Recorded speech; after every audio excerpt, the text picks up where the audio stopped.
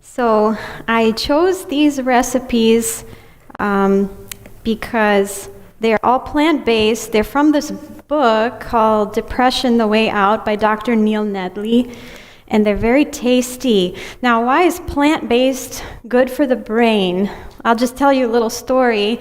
Back in the 90s, a doctor by the name of Dr. Ornish wanted to do some research on the effects of a plant-based diet on coronary artery disease. And before you do a study involving human subjects, you have to get permission from the IRB to make sure that you're doing everything ethically, you're not harming the subjects or anything. So the IRB said to him, that's fine, we'll let you do your study, but, we're a little concerned about your subject's mental health, because, this is a really strict diet, and, it's going to affect their socialization and, their emotions, and so you can do the study, but we want you to monitor their mental health as they go. This was a year-long study, so it was not intended to be a study of the effects of a plant-based diet on mental health, but that ended up being a secondary part of the study. So he gave the control group that ate the standard American diet and the research group, which ate a plant-based diet abundant in fruits, grains, whole grains, vegetables, nuts, beans, seeds, in their natural state. So they had to fill out a questionnaire, on how they feel day after day and so forth. So at the end of the year, all of the subjects in the control group, their mental health remained roughly the same, and the research group, the ones that ate the plant-based diet, their mental health improved significantly, and their coronary artery disease also improved. So I thought that was a really neat thing. And since then, we've had a lot more studies. So I'm going to start actually today with walnut maple cookies. We'll start with dessert. And there's actually a study that came out last year, talking about the effect of, there's a difference between whole foods plant-based and just vegan. Technically, Oreos are vegan, but they're not necessarily healthy and they're not necessarily good for the brain. Just unrefined sugar does not do our gut any favors. And we now know that there's a strong connection between our gut and our brain health. So if you want a really good, healthy microbiome, a good combination of good bacteria in your gut, it's important to avoid those refined sweets as much as you can, even if they are vegan, because actually the study showed last year that those foods can make your mental health worse. So we're going to look at this recipe, which involves walnuts. Walnuts are a really good source of omega-3, which is excellent for the brain. Actually, I don't want to miss any points here because omega-3 is so important. I'm just going to read. They're involved in brain development, function, and aging.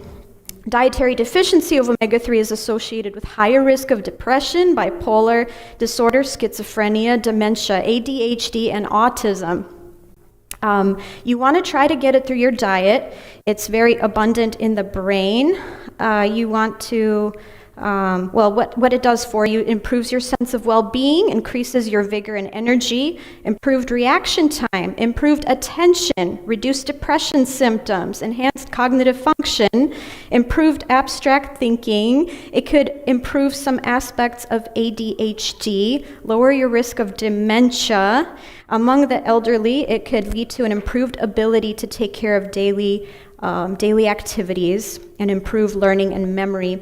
If you already have a neurodegenerative disorder such as Alzheimer's or Parkinson's disease, it can have a beneficial effect.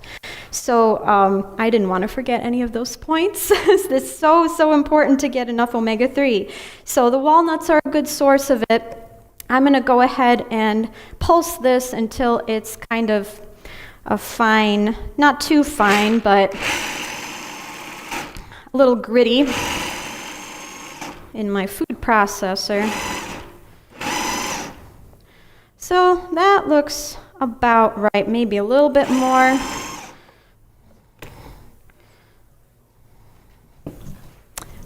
So I don't know how well you can see this, but It looks like that. Okay, and I'm going to go ahead and put it in a bowl. If any of you have any questions, raise your hand, and she'll be glad to answer while she's doing the demonstration. Absolutely, feel free. I love questions. Okay, so there's our walnuts. The next ingredient, we're going to do 2/3 cup of whole wheat pastry flour, 1 teaspoon of salt, 1/3 cup of flaxseed meal, and 1/3 cup of carob chips. And I've got them all ready. I just kind of threw them all in here. We're going to dump them right in and mix it together.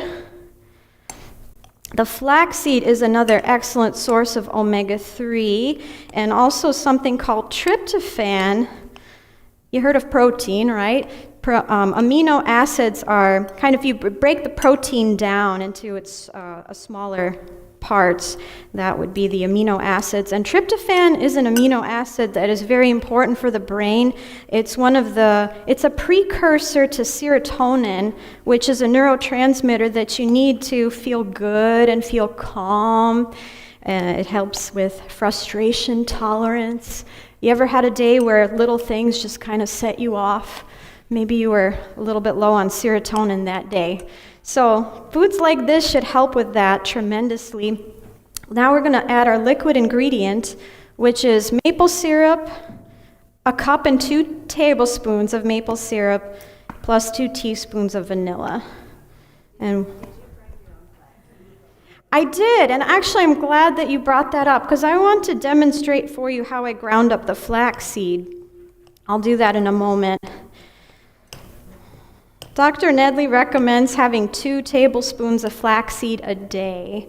It's a very good source of omega-3 and tryptophan, and you get your recommended daily allowance that way. It is the ALA omega-3. You've probably heard of ALA, EPA, DHA. DHA is the kind that your brain uses, but your body can convert the ALA to DHA. Something that helps with that conversion actually is not having too many omega-6s in your diet. Anybody heard of omega-6s? Omega-6s are your vegetable oils and seed oils and foods that are fried, like chips and fries and things like that. So if you cut back on those, it can help improve the conversion of that omega-3 from ALA into EPA and then DHA, which is the kind your brain uses. Okay, so I think we've got a good mix here.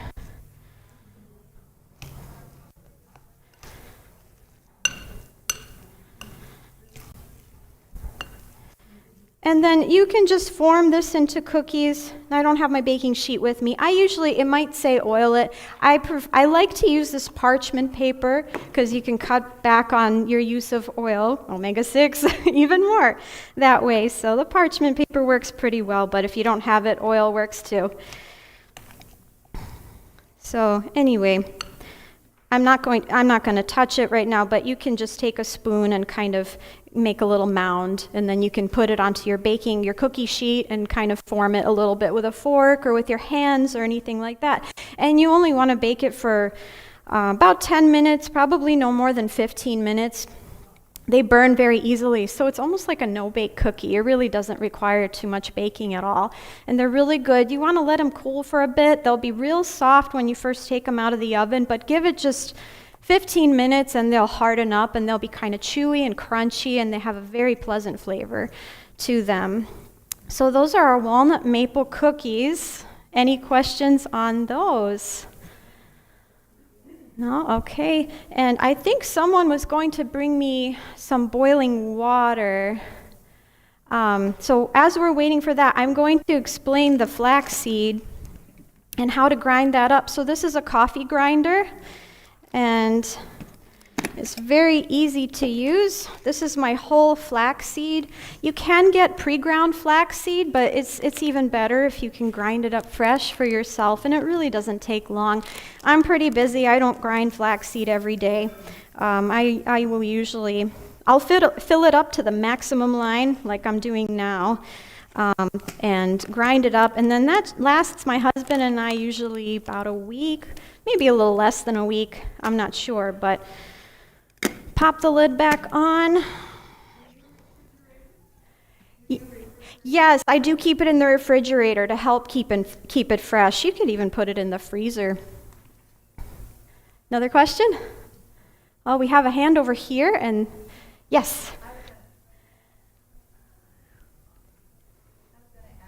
Would repeat those things that you said that this recipe does for people. Oh, absolutely. So the first thing is the walnuts and the flaxseed, they contain omega-3, which is very important for your brain health. It is involved in brain development, function, and aging, and it could improve your attention, can reduce depression symptoms, just improve your overall cognitive function. If you have Alzheimer's or Parkinson's disease, any of those neurodegenerative disorders, it could have a beneficial effect there too on the brain. It could lower your risk of dementia. It could improve your memory if you've already had some cognitive decline, potentially. So it does a lot. Highly recommend having omega-3 every single day. And you can also get it if you know the flaxseed. For some people, it can it promotes very healthy bowel movements, but for some people, maybe too good. So if that bothers you, maybe you want to alternate with chia seed. Chia seed is also a very good source of omega-3 and tryptophan. Tryptophan is the other nutrient that it contains, the flaxseed, not the walnuts, but that is an amino acid that your body converts into serotonin. All right, and I think go ahead.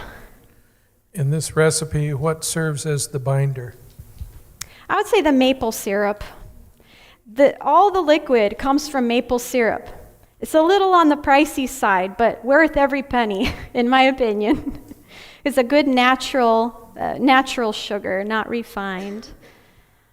And the flaxseed too. Flaxseed can actually be used as an egg replacer. If you take a tablespoon of flaxseed and mix it with, is it 2 or 3 tablespoons of water? It's either 2 or 3, and you stir it up, it gets real goopy. So that also binds it together, I think, and the maple syrup is real sticky. So they do hold together nicely. Any other questions? I was just wondering in terms of flaxseed and chia seed, when you exchange them, what is the balance in terms of how much we should take per day, and how do they ratio out? Like if I don't want flaxseed and I use chia seed, is it the same quantity? They're about equivalent in terms of their omega-3 content. And 3,000 milligrams a day is recommended. And I think the 2 tablespoons contains more than 3,000 milligrams. So you should get more than enough for your daily intake with the 2 tablespoons. Yes, there's another question over here. And the mic is coming.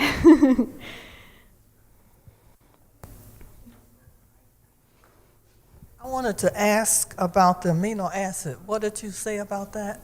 Amino acid is, well, you know what proteins are, right? You think of beans, nuts. It's also found in, chicken, fish, eggs, and those all have protein. So amino acids are this kind of like the building blocks of protein. Just like glucose is the building block of carbs, carbohydrates. So there are different kinds of amino acids, and your body needs a lot of them to do different functions. And tryptophan is just one of those amino acids that the body uses to make serotonin, which is a neurotransmitter in your brain that helps promote a good mood. Actually, there's a whole class of medications known as SSRIs, selective serotonin reuptake inhibitors, and they try to manipulate the space between your neurons to keep the serotonin there longer, so that hopefully you feel a little better, your mood improves a little bit. So yes, tryptophan is very important, and I'll talk about another one in the oatmeal called tyrosine. All right, I've got my hot water, so thank you for that. I'll go ahead and, oh, you know what? I never ground up my flax. Let me do that real quick.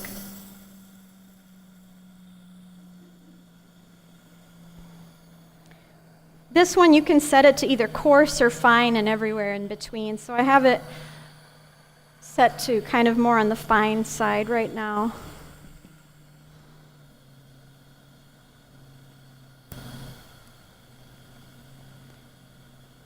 Okay, so now it's done. And hopefully I don't make a mess right now trying to show you, but can you kind of see that? It's like a not quite as fine as a flour. Still a little bit coarse, but my husband and I like to put this in our breakfast cereal in the morning, a couple tablespoons, and in smoothies and in recipes like this. So, any other questions before I move on to the oat burgers? Nope? Okay. Well then, let me go ahead and switch my recipe. Did everybody get a recipe from the back table? I hope so. Okay. So we need 4 cups of water. We have our water over there. It's already boiled. Usually I'll do this like I'll have my pan and I'll have the water in there and I'll add ingredients. And then when it comes to a boil, that's when I add the oats. So we'll just pretend for now, since I don't have a burner up here with me. So 4 cups of water. Then we're going to add half a cup of Braggs liquid aminos or soy sauce. And you can cut back on it. This is Braggs liquid aminos, kind of like soy sauce. This is vegetable protein from soybeans and water. Those are the only ingredients. Amino acids, we just learned that term. So now you know what those are. Okay, so I have everything measured already in here. So I'll just pour this in and it'll look like a broth. Hope everyone can see that okay. All right. And then next we're going to add some nutritional yeast flakes.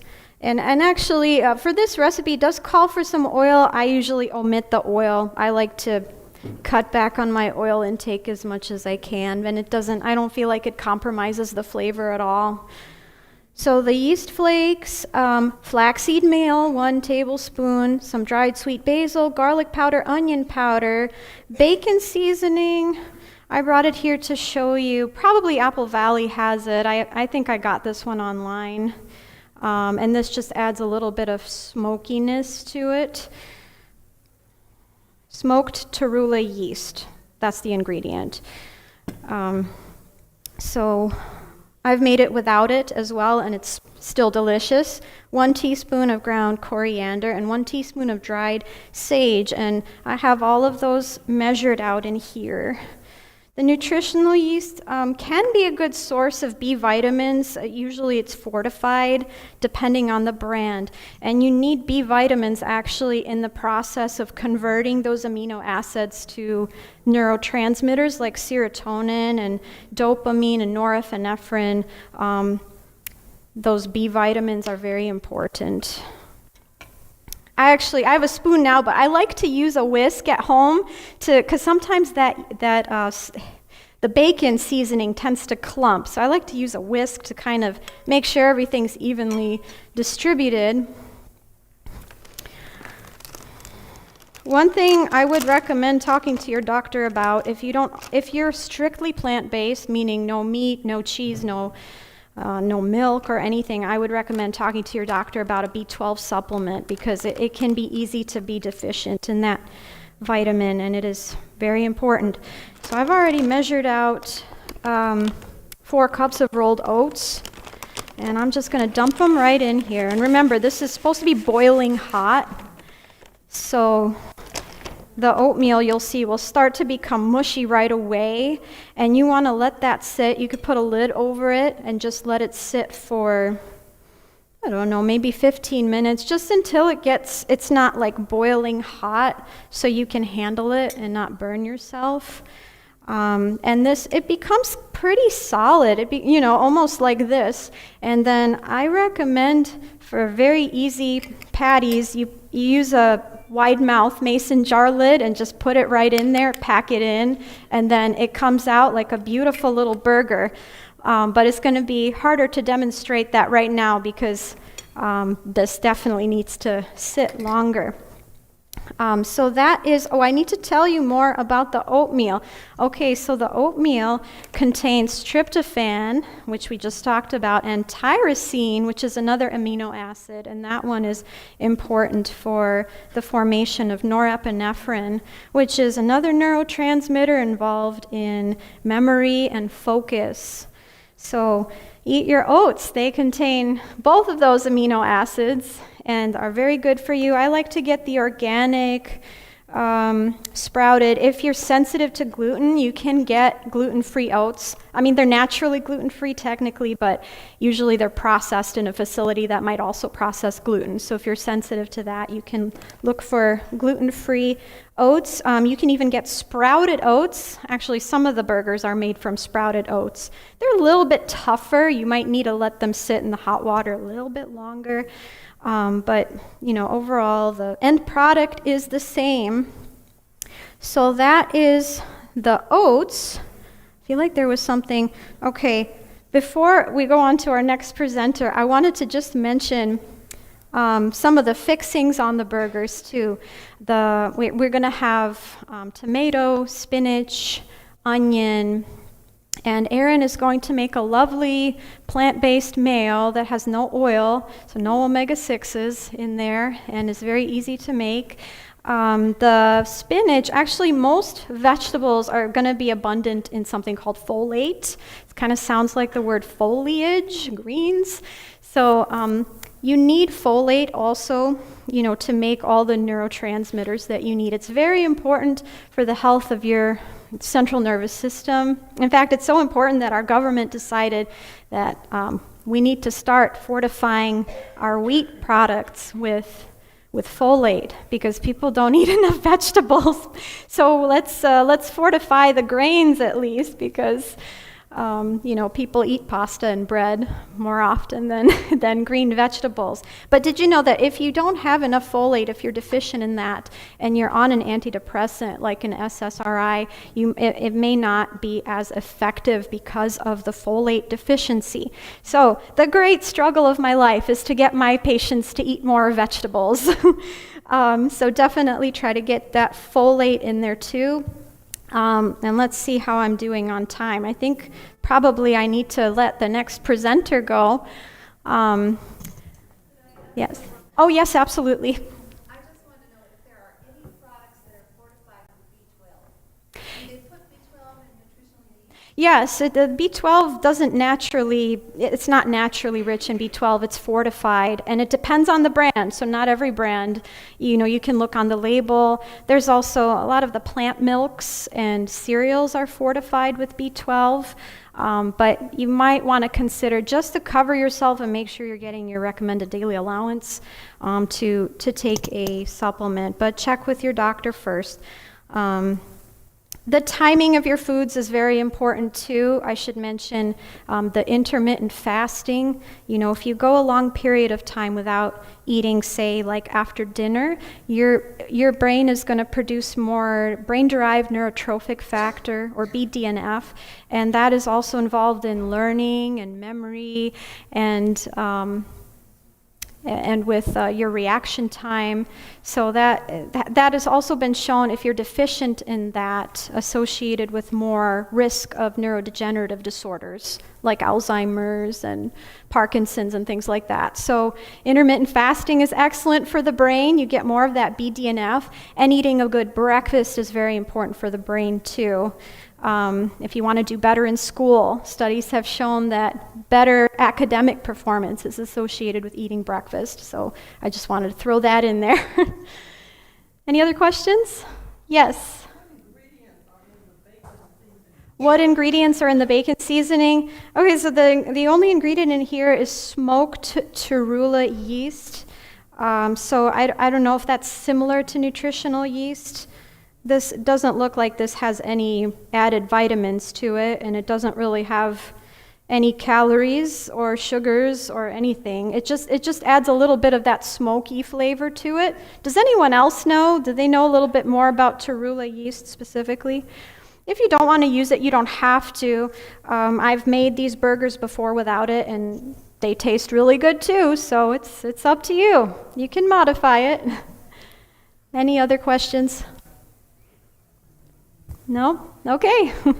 So our next presenters, I'm going to introduce both of them at once. So Erin Saraun, did I say that right, Erin? Saraun? Saraun. Anyhow, she's going to show us how to make the healthy mayo. And after she's done, Sonia Morales is going to show us how to do a quinoa salad. So exciting about that. I just want to mention, too, that flaxseed, if you have high blood pressure, flaxseed is, they found out in another study that flaxseed is very good for reducing your blood pressure. Thank you for sharing that.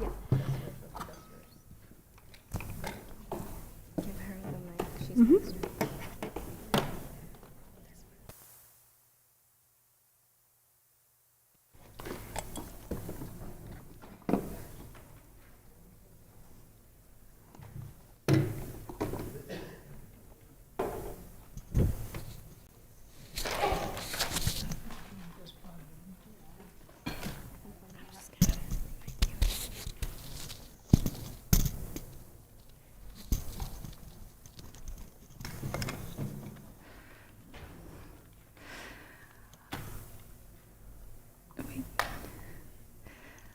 Okay, I'm going to demonstrate a really simple mayonnaise. I'm a mom with a toddler, so I need something quick and something tasty. So I like to use this mayonnaise a lot, and it's from the cookbook 7 Secrets. And so first it's 1.5 cups of rice, and I used brown jasmine rice. Yes, cooked, thank you. And you want it hot as well, so it blends better.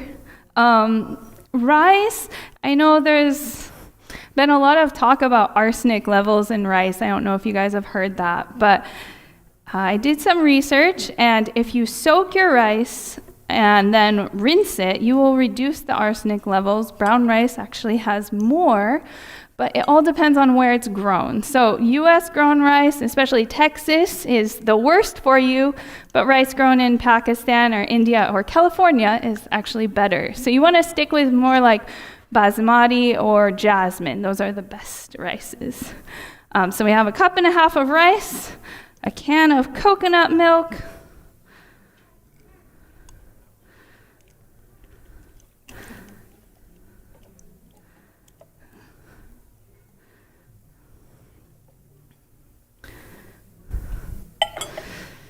I have 2 teaspoons of salt, teaspoon of onion powder. There's 1/4 cup of lemon juice. This is measured out already.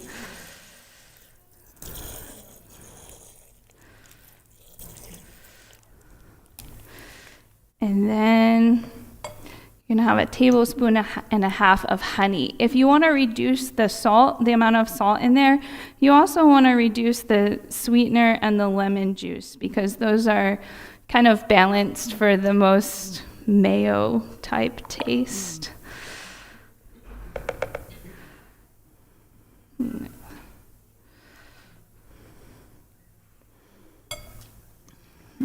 Half a tablespoon.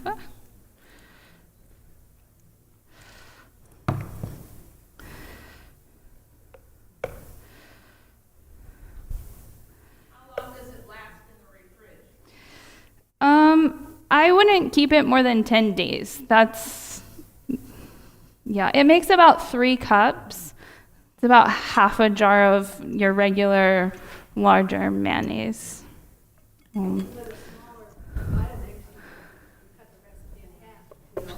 Yeah, you could cut the recipe in half. Okay, and then we're just gonna whiz that up. It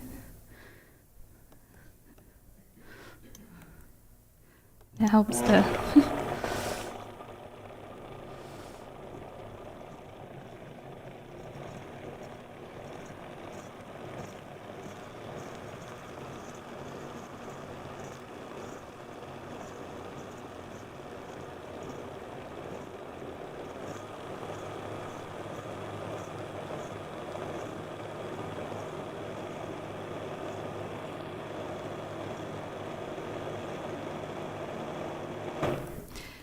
And you're going for like a nice smooth texture. You don't want any clumps in there, although sometimes when I'm in a hurry, I don't mind a few little pieces. But then when you set this in the refrigerator, it will like thicken up. If you can see, it's a little runny right now, but as soon as it's put in the fridge and it cools, you'll have a nice mayonnaise consistency. So I think Sonia is up next.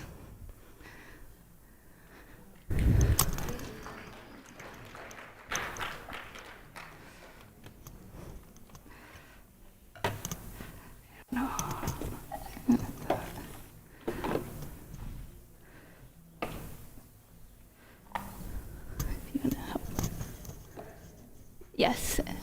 Question? Was there a question? Oh, sorry.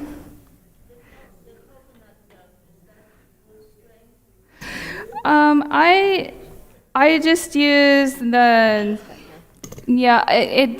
this one is just unsweetened coconut milk. I wouldn't go with the light one. You would want more of the fuller fat so it thickens more in the fridge. Yeah, I use the whole thing. So no need to stick it in the fridge or anything like that. Just dump it right in. Any other questions? Okay.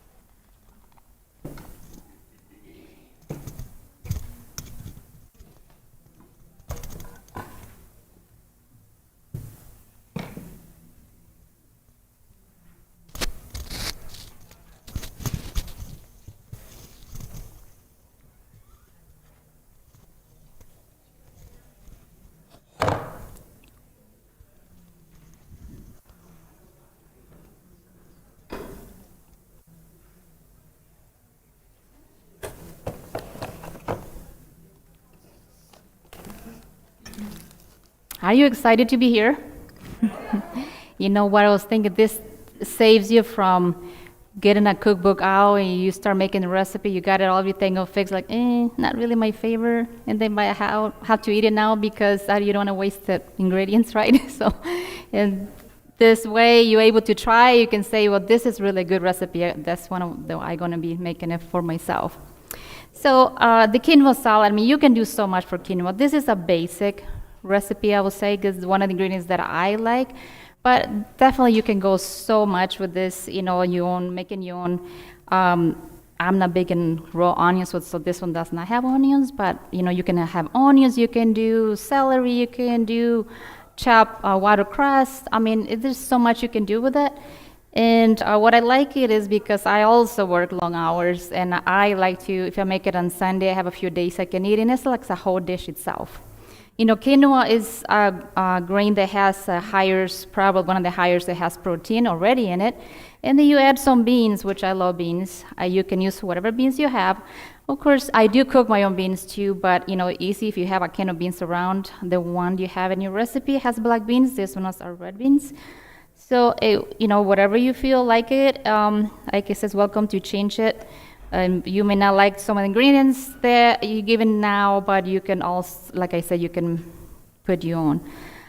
You cook quinoa. I made it to the smallest amount because I know some of you are just yourselves, and it's easy to make a small amount instead of come up with a huge amount. You can be eating for 2 weeks, right? So, this is just 1 cup of quinoa. which it will make it right here. You can see probably like 4, I would say, or maybe 3. And it's a good amount already. And then you add up all those vegetables, so you really end up with a good amount. And I don't feel guilty really eating with this, because it's really good ingredients all the way around. So once your quinoa is cooked, you cool it down. I usually, if I'm home, if winter time, I just take my pot outside, let it cool. Or if you can put it in a little pat under, put them in your fridge. If it is summertime, let it cool down if you need it right away.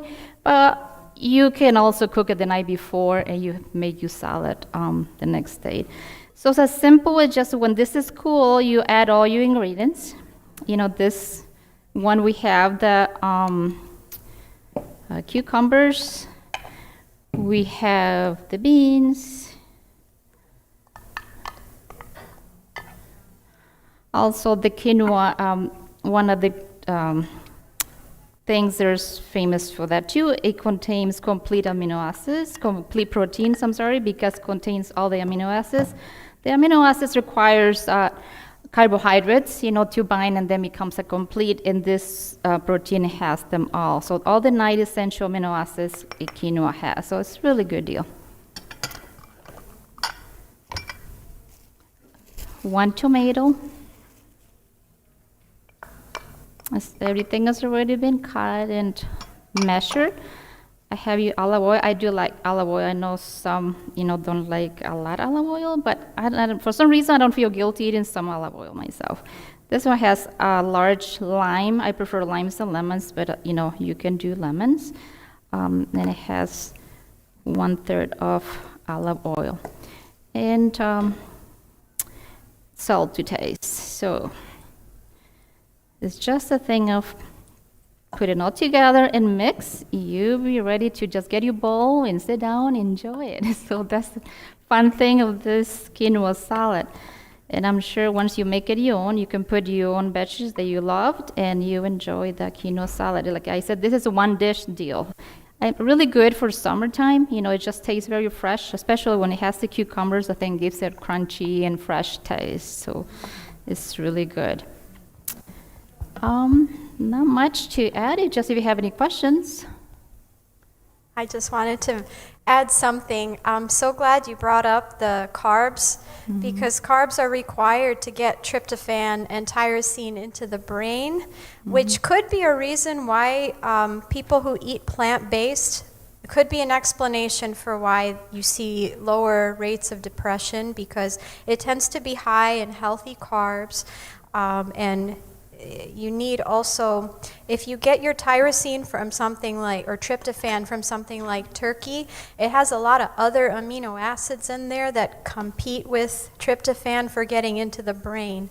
So it's actually more ideal to get it from plant sources. So I'm really glad you brought that up. So if you see almost your little pot is about full, that will give you a few meals for one person, so you can just go ahead and don't have to worry about cooking for the next few days. I just want to know, did you mix the olive oil with the Lemon. juice of a lime? Lime. Oh, you mix it up together? Yes. Okay. Well, you don't have to. You know what I do? I have the lime squisher. I put olive oil.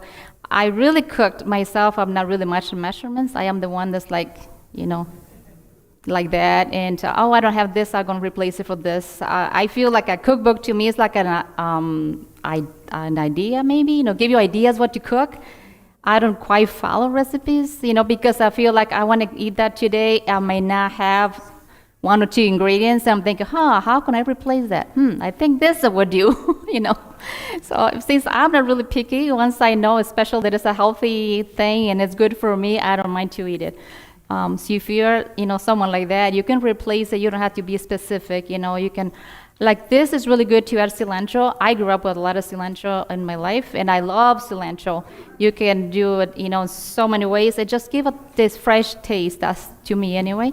So you can add cilantro. I know watercress is really good for you too. You can just, I like to soak all those vegetables like in vinegar water, let it sit there for a few minutes, rinse them and chop them very fine. Add it to this. A lot of greens is great. Now with the summertime, the vegetables, come in, maybe more fresh basil or mint. all that goes really good in that kind of salad.